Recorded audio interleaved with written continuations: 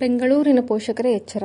6 ವರ್ಷದ ಮೇಲ್ಪಟ್ಟ ಮಕ್ಕಳಿಗೆ ಹೆಲ್ಮೆಟ್ ಕಡ್ಡಾಯ, ದಂಡ ವಸೂಲಿಗೆ ಮನೆಗೆ ಬರ್ತಾರೆ ಪೊಲೀಸರು. ಹೌದು, 6 ವರ್ಷದ ಮೇಲ್ಪಟ್ಟ ಮಕ್ಕಳಿಗೆ ಹೆಲ್ಮೆಟ್ ಕಡ್ಡಾಯಗೊಳಿಸಿ ಬೆಂಗಳೂರು ಸಂಚಾರಿ ಪೊಲೀಸರು ಆದೇಶ ಹೊರಡಿಸಿದ್ದಾರೆ. ಪೋಷಕರು ತಮ್ಮ ಮಕ್ಕಳನ್ನು ಶಾಲೆಗೆ ಬಿಡುವಾಗ ಮಕ್ಕಳಿಗೆ ಹೆಲ್ಮೆಟ್ ಕಡ್ಡಾಯವಾಗಿ ಧರಿಸಬೇಕು. ಶಾಲಾ ಆಟೋ, ಖಾಸಗಿ ಕಾರು, ಟಿಟಿ ವಾಹನಗಳಲ್ಲಿ ನಿಗದಿತ ಮಿತಿಗಿಂತ ಹೆಚ್ಚಿನ ಮಕ್ಕಳನ್ನು ಶಾಲೆಗೆ ಕರೆದೊಯ್ಯುವವರ ವಿರುದ್ಧವೂ ಕ್ರಮಕ್ಕೆ ಪೊಲೀಸರು ಮುಂದಾಗಿದ್ದಾರೆ.